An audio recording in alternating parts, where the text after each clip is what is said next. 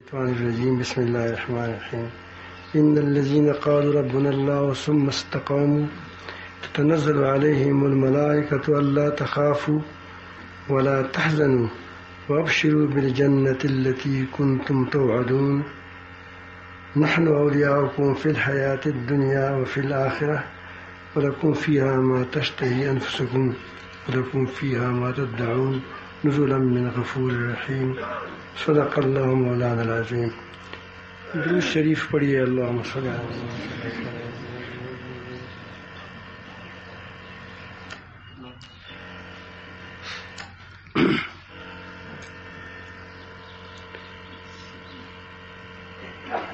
صبر ہو شکر ہو تو دین کی گاڑی چلی. صبر ہو شکر ہو. اللہ تعالی جل جلالہ کے نعمتوں کا احساس ہو اور یہ بھی احساس ہو کہ نعمتیں اللہ تعالی جل جلالہ کے سوا کوئی نہیں دیتا. تو ایمان آئے گا، عقیدہ ٹھیک ہو جائے گا، توحید آئے گا، پھر اس پر ڈٹ جانا ہے، پھر اس پر ڈٹ جانا ہے. اللہ رب العالمین جل جلالہ نے ان آیاتوں میں ہمیں اس بات کی تعلیم دی ہے کہ صرف اللہ تعالی کو رب ماننا یہ کافی نہیں ہے. اس پر استقامت ہو، ڈٹ جانا ہو. جس آدمی کے اندر صداقت کا وہ استقامت کا جوہر نہیں ہے تو اس کے اندر اس کی دین کے عمارت ریت کی ٹیلی پر ہے. جب خواہشات کی ہوائیں چلیں، خواہشات کا طوفان آئے گا تو اس کا یہ جو عمارت ہے، دینی عمارت، یہ درہم سے نیچے گر جائے گا. خواہشات آ گئی. ایک بار ایک آدمی نے بڑا اچھا واز کر رہا تھا. ہم نے پہلے بہت کم عمر میں ہم نے سنا تھا. واز کر رہا تھا یا ویسے بیان میں غالباً انہوں نے کہا تھا. ایک لطیفہ ہے، ایک یہ تمثیلی واقعہ ہے. تمثیلی واقعہ ہے یا حقیقی واقعہ ہے؟ تمثیلی کا مطلب یہ ہے کہ آدمی کو ذہن قریب کرنے کے لیے ایک واقعہ آدمی بنایا جائے، کہ وہ مثالی طور ایک واقعہ بنایا جائے.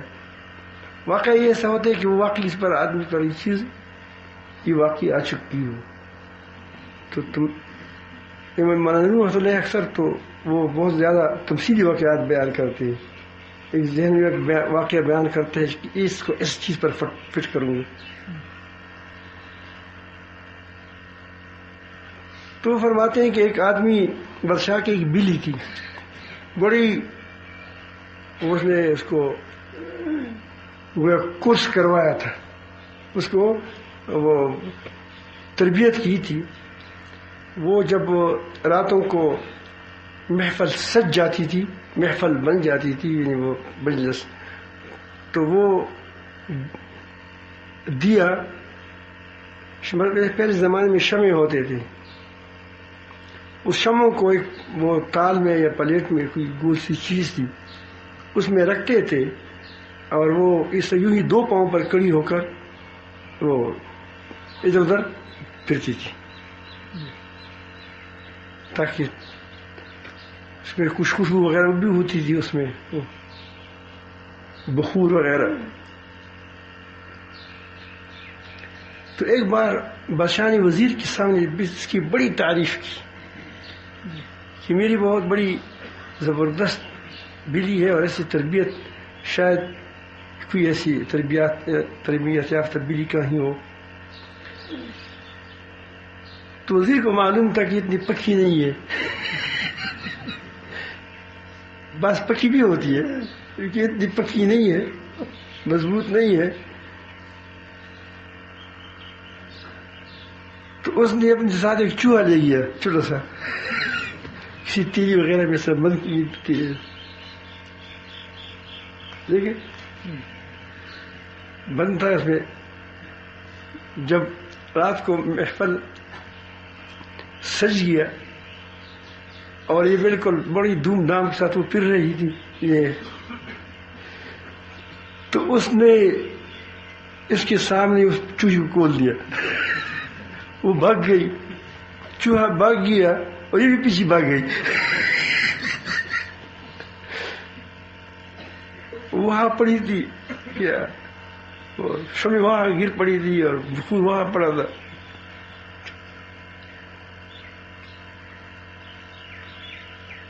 تو ہم دین کے بارے میں تو رقص کرتے ہیں کہ بڑا دیندار ہے، لیکن جب خواہشات کا طوفان آ جاتا ہے تو کیا ہو جاتا ہے؟ دین ہمارے ہاتھوں سے گر جاتا ہے، شمع گر جاتی ہے، بخور گر جاتے ہیں، سب کچھ گر جاتا ہے. تو اللہ تعالیٰ جل جلالہ فرماتے ہیں ان الذین قالوا ربنا اللہ، یقیناً جو لوگ کہتے ہیں کہ ربنا اللہ، ہمارا رب اللہ تعالیٰ ہی ہے. یہ مسلمان کی دل کی آواز ہے. مسلمان کا قول نہیں ہوتا، وہ پوری وجود کا قول ہوتا ہے، اس کو وجود بولتا ہے پورا.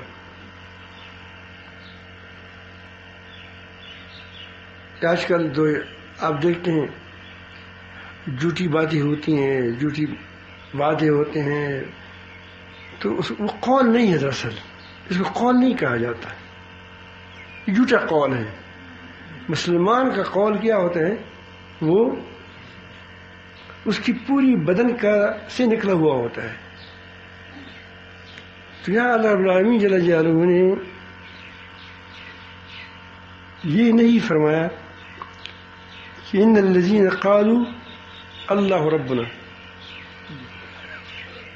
ربنا اللہ فرمایا. آپ جانتے ہیں اس بات کو علماء.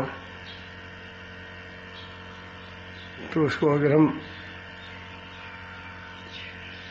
مطلب کہ اللہ تعالیٰ ہی ہمارا رب ہے، اللہ تعالیٰ ہی ہمارا رب ہے. ثم استقاموا، پھر ڈٹ جائیں، اس پر جم جائیں. جمنا کیا ہے؟ اس یقین، اس عقیدے پر بھی جم جائیں، اس علم پر بھی جم جائیں، اس کے تقاضوں پر بھی جم جائیں. تقاضے کسی کو آپ کہتے ہیں کہ میں تیرا غلام ہوں، جیسے آج کل رواج ہے، غلام ہوں، اس کی پاؤں مارتا ہے، ایسا عجیب غلام ہوتا ہے.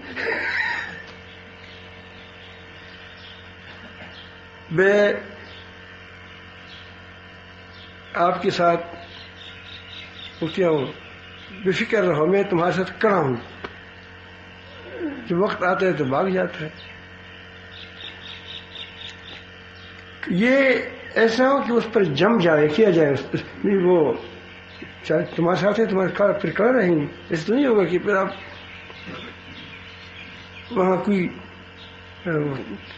تھوڑا سا اپنے ہاتھ ہلائے تم بھاگ جائے. کیسے کڑا ہے تمہارے اس ساتھ؟ تو جب جو آدمی آپ کو اپنا رب سمجھتا ہے کہ بس رب اللہ ہی ہے اور کوئی نہیں ہے، اس کی پھر تقاضی ہے. اگر کوئی کہتے یہ بھی رب ہے، یہ بھی رب ہے، تو پھر کیا وہ اس تقاضی توحید نہیں ہو سکتا؟ وہ آدمی اس پر بات پر جم نہیں سکتا، کیونکہ وہ کہتے یہ نہیں صحیح وہ صحیح. جس طرح آج کل یہ آپ دیکھتے ہیں یہ ایوان میں جو اونٹ ہوتے، یہ نہیں صحیح وہ صحیح، وہ صحیح وہ صحیح. تو یہ سارے جو وجہ ہے کہ اس کی خدا بہت زیادہ ہوتے ہیں، خدا بہت زیادہ ہوتے ہیں، ایک نہیں ہوتا. تو جب آدمی کہے کہ صرف رب میرا اللہ ہی ہے اور کوئی نہیں ہے، تو اس کی دل کی توجہ کس طرف ہوگی؟ اللہ تعالیٰ کی طرف ہوگی. مانگے گا کس سے؟ اس سے مانگے گا. اور جب اس کو پتہ ہو کہ میرا رب اللہ تعالیٰ رب ہے، پرورش کرنے والا ہے، میری ہر چیز کا خیال رکھنے والا ہے، میرے روحانیت کا، میری جسمانیت، جسم کا، میری روح کا، میری دنیا کے، میرے آخرت کے لیے کیا ہے، وہ سب کا انتظام کرنے والا ہے. تو وہ تمام امور میں کس کی طرف متوجہ ہوگا؟ اللہ تعالیٰ کی طرف متوجہ ہوگا. اب وہ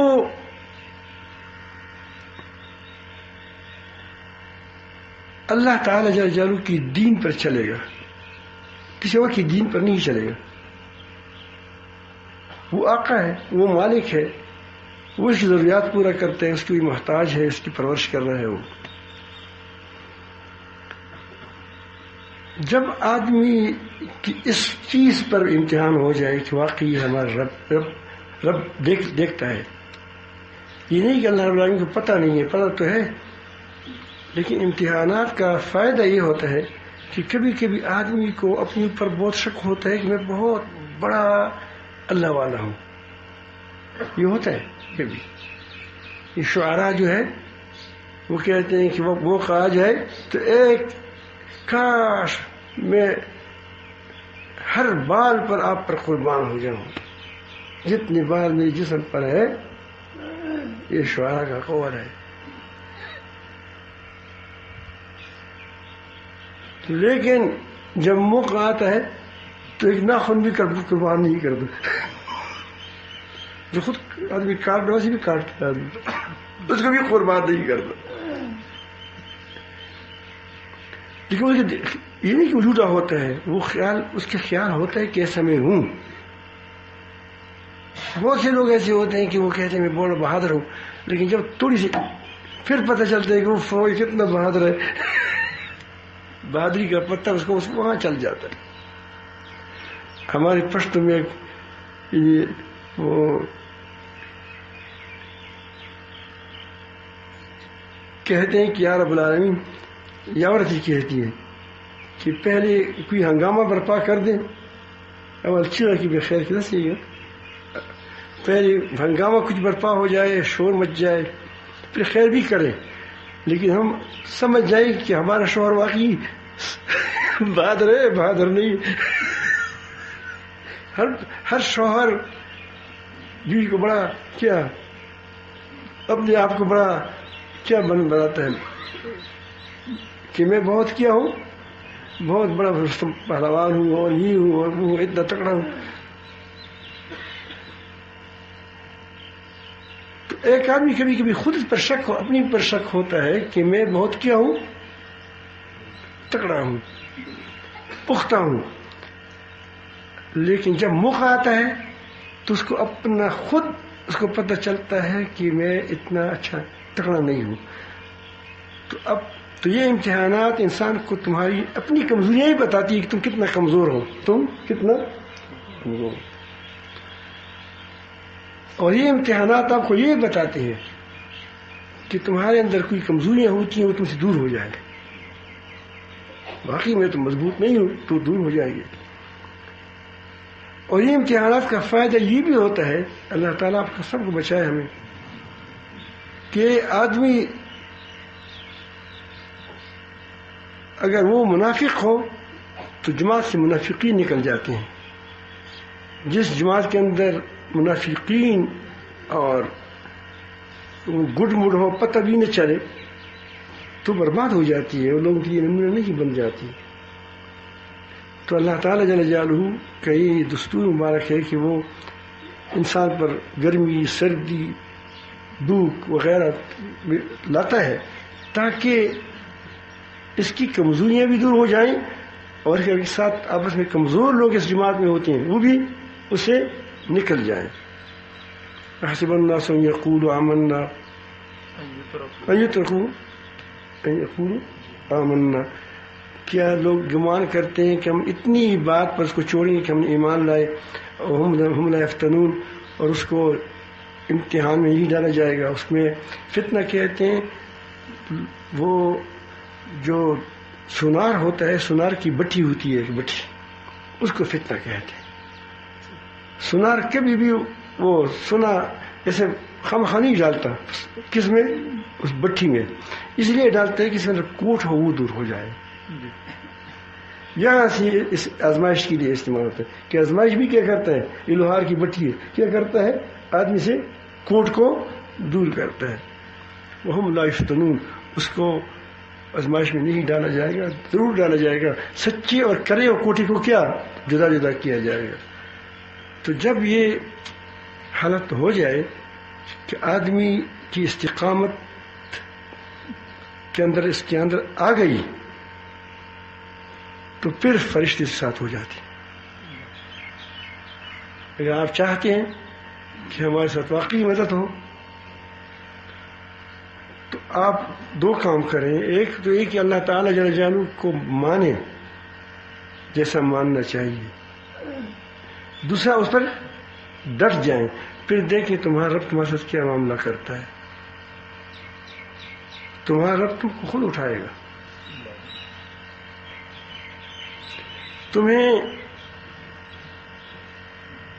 تمہارے ساتھ وہ نصرتی ہوں گی، مددی ہوں گی کہ آپ خود جائیں گے نہیں، خود بھی نہیں سمجھیں گے کیا اللہ پاک کا معاملہ ہے.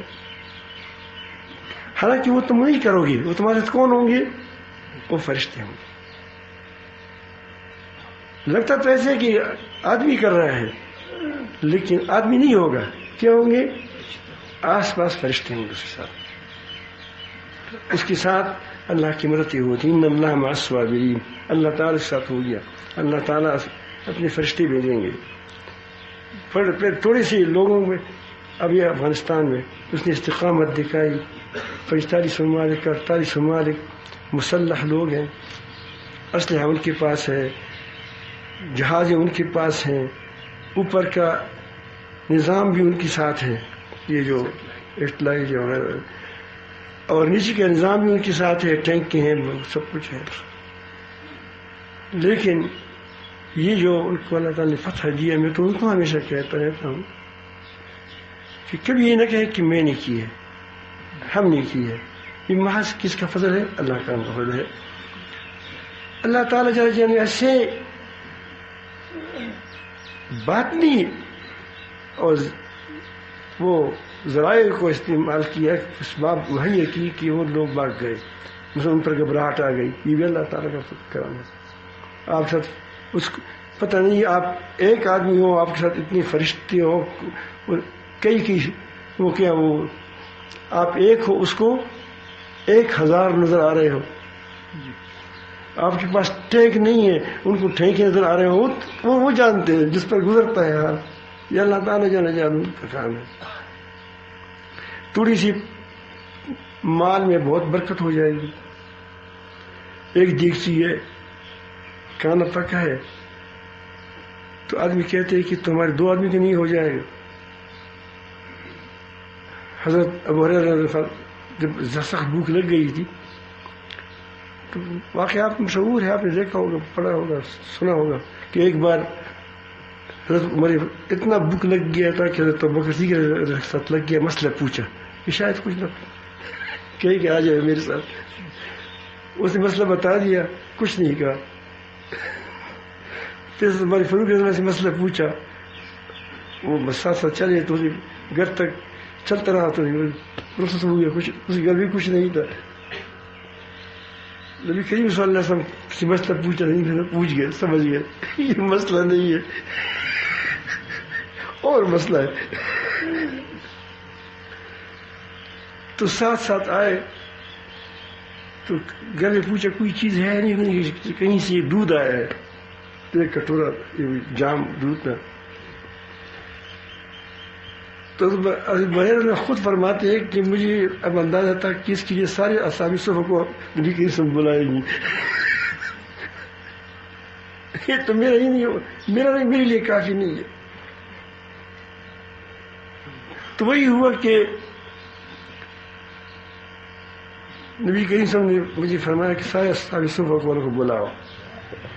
کام خراب ہو گیا.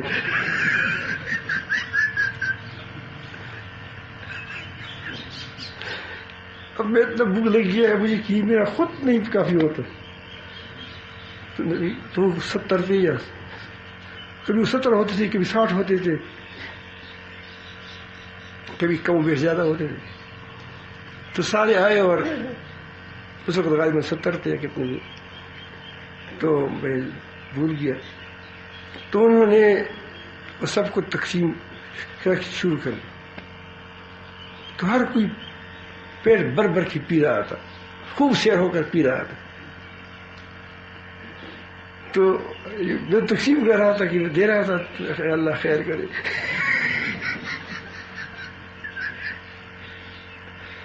اب اس میں کون اور دودھ ڈال رہا تھا کون برکت ڈال رہا تھا یہ اللہ رب العالمین کی طرف سے ہے سارے پروس میں پلا کر کہتے ہیں کہ مجھے نبی صلی اللہ علیہ وسلم نے فرمایا کہ آپ پیو تم پیو تو میں نے ایک بار پیا سیر ہو گیا میں کہ اور پیو پھر پیا کہ اور پیو پھر پیا کہ پھر کوئی جگہ نہیں ہے اتنا زیادہ نہیں تھے دودھ زیادہ نہیں تھا چھوٹا سا جام تھا کیونکہ کہتے ہیں وہ ہلا نہیں تھا وہی تو اسی طرح تھا پھر نبی کریم صلی اللہ علیہ وسلم اس کو پی لی تو یہ جو برکتیں ہوتی ہیں یہ جو آپ دیکھتے ہیں بعض مقامات پر بعض جگہوں پر اور بعض بڑے بڑے کام ہو جاتے ہیں وہ دراصل اس کے ساتھ کون ہوتا ہے اللہ تعالیٰ کی مدد ہوتی ہے اس کے ساتھ فرشتے لگے ہوتے ہیں اس کی تو یہی بات کہتے ہیں ثم استقاموا جب استقامت آ گیا اس کے بعد کیا ہوگا تتنزل علیہم الملائکہ پھر فرشتے آئیں گے پھر یہ فرشتے موت کے وقت بھی آئیں گے اللہ تخافوا ڈراؤ مت ولا تحزنوا غمگین بھی نہ ہو وابشروا بالجنة التي كنتم توعدون تم خوشخبری حاصل کرو اس جنت کی جس کی تم کو سے وعدہ کیا جاتا اب اس راز کو کھولا کہ جو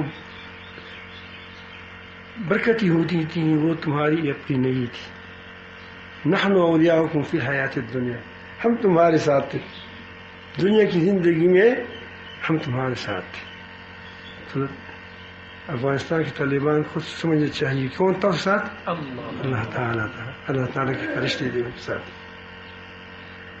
نحن اولیاؤکم فی الحیات الدنیا اس دنیا کی زندگی میں تمہارے ساتھ ہم تھے فی الآخرت آخرت میں بھی تمہارے ساتھ ہوں گے ہم کو اللہ تعالیٰ نے لگایا ہے کس نے لگایا اللہ تعالیٰ نے لگایا پھر وہاں آپ مزے کرو وہاں کیا ہوگا وَلَكُمْ فِيهَا مَا تَشْتَهِي أَنفُسُكُمْ وہاں تم کو تمہاری جو جی چاہتا ہے وہ ہم کو ملے گا تم نے دنیا میں اپنی چاہت کی زندگی کو چھوڑ دیا تھا آپ کی چاہتیں تھیں آدمی کو مال بھی اچھا لگتا ہے پرایا مال ہے تھوڑا سا اٹھائیں کوئی بات نہیں ہے یا وہاں آپ کو کبھی رشوت بھی ملتا ہے کبھی ایک جھوٹ سے آپ کو ایک ارب روپے بھی مل سکتا ہے اگر ایک جھوٹ بولے قیامت تک پتہ نہ چلے نہیں چلتا پھر بھی آپ کو ایک کیا عمل ایک آدمی $1 ارب دے دے اور پتہ بھی نہ چلے اس جھوٹ کا پتہ بھی نہ چلے لیکن آپ ہاتھ نہیں لگاتے دل چاہتا ہے کیونکہ تم ضرورتیں ہوتی ہیں انسان کی لیکن دل چاہتا ہے لیکن نہیں اٹھاتا کیوں کہ میرا رب ناراض ہو جائے گا اب یہ اپنی مرضی کس میں ڈبو رہا ہے اس طرح نماز میں نہیں کہ تم کہ نماز میں مرضی ڈبوتے ہو ان معاملات میں ڈبوئی جاتی ہے معاملات میں ڈبوئی جاتی تو اس طرح آپ کی مرضی کو رب کی مرضی میں فنا کرو اپنی مرضی کو اپنی رب کی مرضی میں فنا کرو اپنے کے حکم میں فنا کرو مرضی یہ کیا مطلب ہے کیا آپ جانتے ہیں اللہ تعالیٰ نے انبیاء علیہ السلام بھیجے اللہ تعالیٰ جل جلالہ نے اس کو اپنی مرضیات بتائی کہ اس پر میں خوش ہوتا ہوں اس پر میں خفا ہوتا ہوں بس اس پر چلے تو جو آپ نے انسان پر وقت ایسا آتا ہے کہ وہ جب چلتا ہے اس طرح، تو اس کی مرضی خدا کی مرضی میں ڈوب جاتی ہے، ختم ہو جاتی ہے۔ پہلے وہ چیزیں جو اس کے لیے خواہشات ہوتی تھیں، اس کی چھوڑنے سے اس کو تکلیف ہوتی تھی، اب وہ کیا ہو گئی؟ اس کی مزاج بن گیا، کیونکہ اب وہ اس کی مرضی، کس کی مرضی میں ڈوب گئی؟ رب العالمین کی مرضی میں ڈوب گئی۔ جب اللہ تعالیٰ کی مرضی میں فنا ہو گئی تو اس لیے کہتے ہیں کہ اس کو شریعت ایسے لگتی ہے جسے اپنا خوراک کام، کیونکہ اس کی مرضی ہے۔ شریعت بھی کس کی مرضیات ہے؟ اللہ تعالیٰ کی مرضی کے احکام ہے، اور اس کی مرضی کس میں ڈوبی ہے؟ اللہ تعالیٰ کی اس میں ڈوب گئی ہے، مرضیات میں۔ تو اب اس کے لیے یہ اجنبی نہیں ہے۔ تو یہی بات وہ کہتے ہیں کہ پھر جب آخرت ہو جائے گی، اس کی فنا، نفس تو خدا کی مرضی میں فنا ہوگا، تو اب اللہ تعالیٰ نے اس کے لیے جو چیزیں وہاں تیار کی ہے، جو نفس چاہے گا، نفس کیا چاہتے ہیں اب دیکھو میں آپ سے بتاتا ہوں۔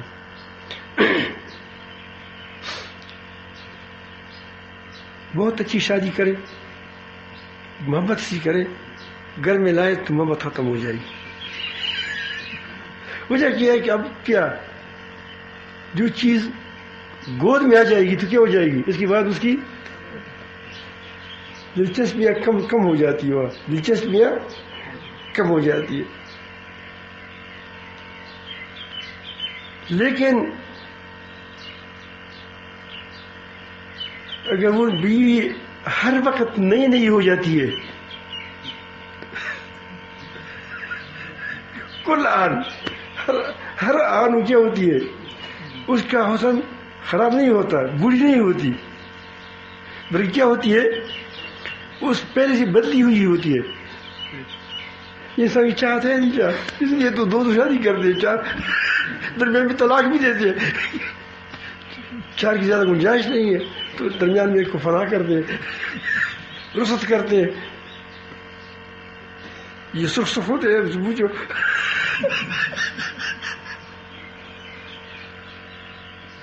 تو یہ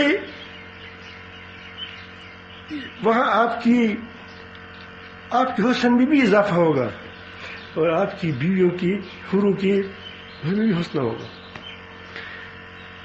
اب دیکھا ہوگا آدمی کھانا کھاتا ہے تو پہلے جب بھوکا ہوتا ہے تو بہت زیادہ لذیذ لگتا ہے اس کو، پہلا دو چارنے والی، اس کے بعد اس کو وہ آہستہ آہستہ کیا ہوتا ہے، کیونکہ اس کی عادی ہو جاتی ہے، عادی۔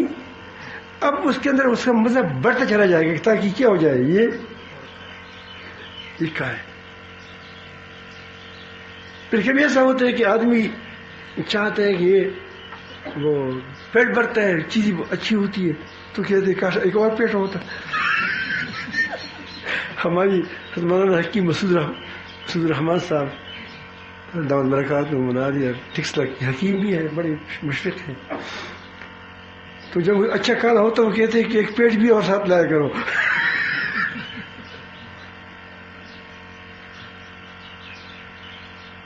تو وہاں یہ مطلب ہی نہیں ہے آدمی بس، اور یہ بھی مزے میں رہے گی، اور جب خود چاہے گی بس کیا کوئی اور مشغلہ ہونا چاہیے، چلے۔ آپ کو پھل، ایک منہ میں پھل ہوگا، اسی پھل کو اگر آپ چاہیں کہ اب یہ کیا ہو، انار ہو تو وہاں انار ہو جائے۔ اور یہ تو ہم اس دنیا کے لحاظ سے سوچتے ہیں، وہاں جو کچھ ہے ہم اس کو نہیں سوچ سکتے، کیونکہ ہمارے پاس وہ ذرائع نہیں ہے جس کو ہم سوچ سکیں۔ اس لیے وہ کہا جاتا ہے کہ آپ نے سنی بھی نہیں ہوگی، یہ بات ہم سنتے ہیں، آپ نے سن بھی لیا، یہ تو آپ نے سن لیا، اور آپ نے دیکھ بھی لی ہیں یہ چیزیں، نہ دیکھی ہوں گی نہ سنی ہوگی نہ تمہارے خیال میں آئی ہوگی۔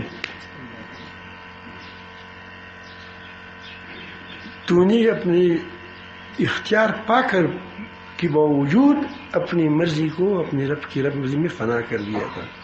اب تو اللہ تعالیٰ کے مہمان ہو، کس کے مہمان ہو؟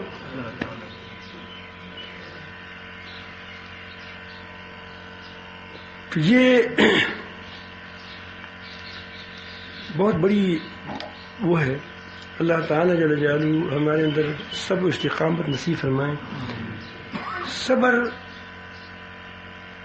وہ انسان کر سکتے ہیں جس کے اللہ رب العالمین جل جلالہ پر غیر متزلزل یقین ایمان. آپ نے دیکھا ہوگا کہ پرہیز وہی شخص کرتا ہے کہ اس کو معلوم ہو جائے کہ اگر آپ نے سے ایک نوالا کر دیا تو آپ کو ایسی بیماری لگ جائے گی، ایسی بیماری کہ نہ جیو گے نہ مرو گے. اب وہاں ہاتھ لگاؤ گے.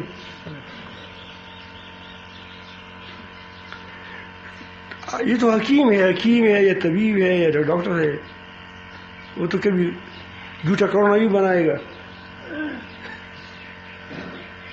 WHO ہوگا. اللہ رب العالمین جل جلالہ تو آگے ماضی حال مستقبل سب کو اس کو معلوم ہے. وہ آپ کو کیا فرماتے ہیں کہ یہ چیز ٹھیک نہیں ہے، یہ نہ کھائیں، نہ استعمال کریں. یہ چیز ٹھیک ہے، اس کو استعمال کریں، یہ تمہارے لیے مفید ہے.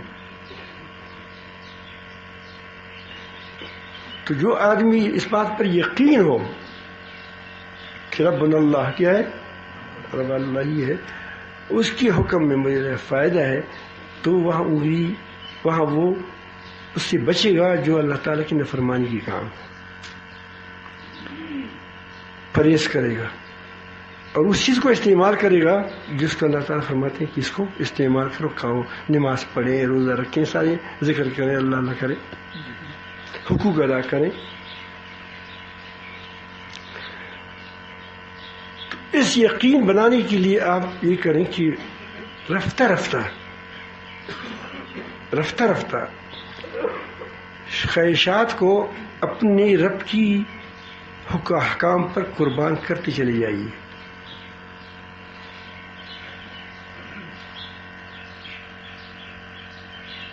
یہاں کبھی لوگ وقت لگانے کے لیے آتے ہیں، جذباتی ہو جاتے ہیں. میں یہاں چلے لگاتا ہوں، جب 3-4 دن گزر جاتے ہیں پھر یہاں تو لوبیا ہوتا ہے، وہ پہلے دن تھوڑا سا اس کو اکرام کیا جاتا ہے،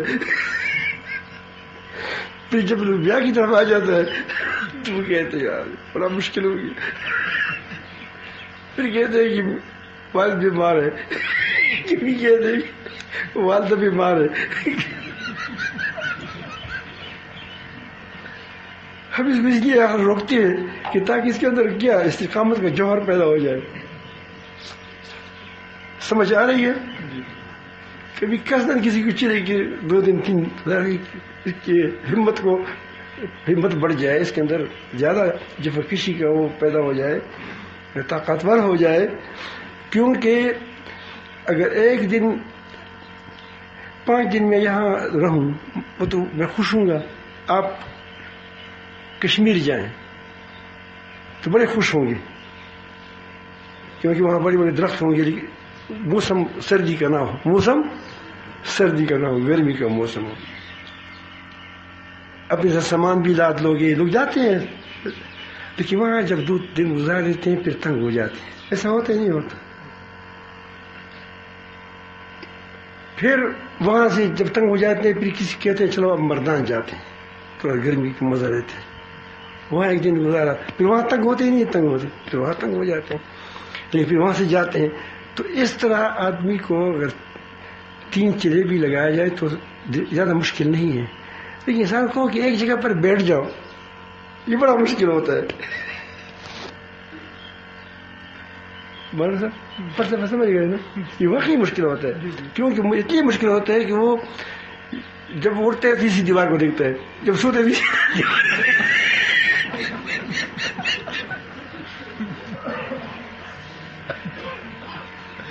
تو اسی لیے بعض لوگ ابھی کہتے ہیں کہ وہ صاحب ہم قسطوار پوری کریں گے. کیا کریں گے؟ تو 3 ایک ویسے مسیح میں لوگ آتے ہیں تب قبول کر لیتے ہیں، لیکن وہ قسطوار والا ہوتا نہیں ہے. چلا سمجھ میں آئی، وہ قسطوار ہی ہوتا ہے. اس لیے تبلیغ والے کہتے ہیں کہ نقد چلا لگاؤ. کیا 10 سال لگاؤ. تو بہرحال اللہ تعالیٰ جل جلالہ جنت کی صفت بھی بتائیے، جنت کی لا یبغون عنہا حولا، اس سے وہ تبدیلی نہیں چاہیں گے. مقصد یہ ہے کہ ہر وقت ہر چیز نہیں ہوگی. کیا ہوگی؟ مکان بھی نیا نظر آئے گا، سبھی بھی نظر آئے گی، ہر چیز کیا ہے. یہ نہیں کہ بس وہاں جائیں وہی دیوار کو دیکھیں. اگر حور بھی اور آدمی تنگ ہو جاتا ہے. یا عمر میں آپ کی تھوڑی سی طاقت میں کمزوری آتی ہے تو وہاں یہ بھی نہیں ہے، طاقت بڑھتی چلی جائے گی، طاقت. تو اس طرح آدمی آپ تھوڑے تھوڑے خواہشات کو کینچا کرو. کیا کریں؟ کینچا کرو. آپ کو دل کہے کہ ابھی میں بات کروں تو تھوڑا صبر کرو. تمہارے اندر صبر کا اب مادہ بڑھتا چلا جائے گا. ایک دم آپ کے ذہن میں ایک بات اٹھے گی تو تھوڑا صبر کریں، تھوڑا صبر کریں. اس سے تمہارے اندر صبر کی جذبات پیدا ہو جائیں گے. بات کرتے ہو تو ایک دم نہ نکالو، کہو تھوڑا صبر کریں، ٹھیک دیکھو ٹھیک ہے ٹھیک رہی ہے. اس سے آپ کے اندر رفتہ رفتہ کیا ہو جائے گا، ایک کھچاؤ اور یہ پختگی یہ پیدا شروع ہو جائے گی. اور جفاکش بنو، جو آرام پسند ہوتا ہے وہ حرام پسند ہو جاتا ہے.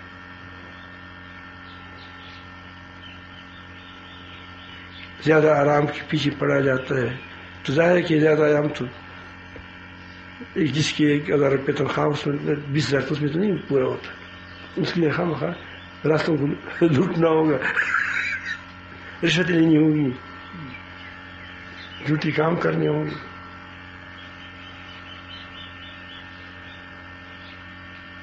میرے ایک ساتھی ہے، وہ ڈی سی او تھا، پتہ نہیں کیا ہوا،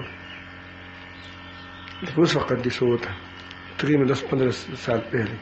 علم بھی شروع کر دیا. تو وہ ایک کمزور گاڑی بھی چلتا تھا. تو واقعی اس کو یہی گاڑیاں ہوتی ہیں، اپنی گاڑی تو نہیں خرید کر دے سکتا اپنی تنخواہ. ایک دوسرا خان تھا کہ اس پر وہ پٹا ہوا تھا درمیان میں سے. لیکن اب جب تحصیلدار بن جاتے ہیں تو کیا ہو جاتا ہے، مالدار بن جاتا ہے. کہاں سے لیتے ہو بھائی؟ بس گزارا ہوتا ہے، کوئی ایسی کہیں اکٹھا کر لیتے. تو جو حلال پسند ہوتا ہے انشاءاللہ وہ کیا ہوگا، وہ حرام پسند ہوتا ہے تو وہ حرام کی طرف لے جائے گا. اللہ تعالیٰ بچائے، اللہ تعالیٰ آرام بھی نصیب فرمائے آپ کو. لیکن جفاکشی کی کوشش کریں، ایثار کی کوشش کریں. یا مولانا کچھ جگہ مل جائے فلاں کچھ، تو اس طرح جفاکشی آپ کو رفتہ رفتہ استقامت کی طرف لے جائے گا. آپ دیکھا ہوگا جو پہاڑوں والے لوگ ہوتے ہیں جو نیچے سے پانی بر کر کے اوپر کندھوں پر لے جاتے ہیں، وہ بڑے پختہ ہوتے ہیں. بلوچ قوم دیکھیں، شیر لوگوں کو بھی دیکھیں. آپ دیکھیں جو بلوچ ہوتے ہیں، ہم جا رہے تھے قطر، پیدل چلتے تھے. تو ایک بلوچ ہمارا رہنما تھا، وہ جو رہبر کہتے ہیں، رہبر تھا، راستے میں بتا رہے تھے ہمیں. ایوب کا دور تھا. ایوب کا اس وقت ہماری عمر 17-18 سال ہوگی، اس سے بھی کم ہوگی کیونکہ داڑھی نہیں آئی تھی. تو ہم چلتے تھے، سفر کرتے تھے پیدل. تو کراچی سے لسبیرا تک ہم پیدل چلے گئے تھے، اور پھر لسبیرا سے تربت گاڑی میں گئے. اس سے پھر اس کے آگے پشگان نام تھا. پشگان کی جگہ ہے، پشگان تھا کیا، پشگان. تو وہاں تک ہم پیدل چلتے گئے. تو جو بلوچ ہمارا رہبر تھا تو ہمیں بھائی کہاں ہے، انہوں نے کہا اتنے. ایسے کوئی الفاظ کہتا ہے، اتنے کوئی یہ بات کہتا ہے، مطلب ہے کہ ہمارا خیال تک کہ اب اس کی 5 منٹ میں پہنچ جائیں گے. پورا دن وہاں راستہ ہوتا تھا، جفا کشت. اس لیے تو پکے لوگ ہیں.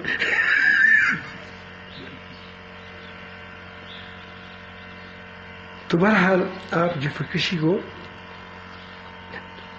زیادہ آرام کوشش کی طرف نہ جائیں، مشقت کی طرف کوشش کریں. آپ انشاءاللہ آپ کو دیں گے، آپ چٹان بن جاؤ گے، تکڑے ہو جاؤ گے، بیماریاں بھی تم سے ڈر جائے گی.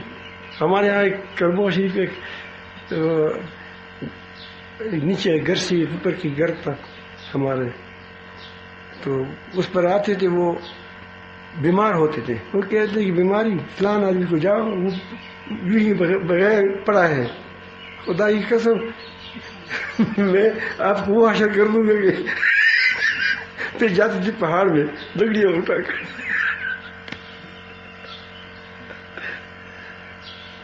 تو آدمی جب تھوڑی سی ہمت کرتے ہیں تو بہت سارے راستے آسان ہو جاتے ہیں، لیکن ہم تو ہمت کرتے نہیں ہیں، ہر چیز کے لیے بیٹھ جاتے ہیں،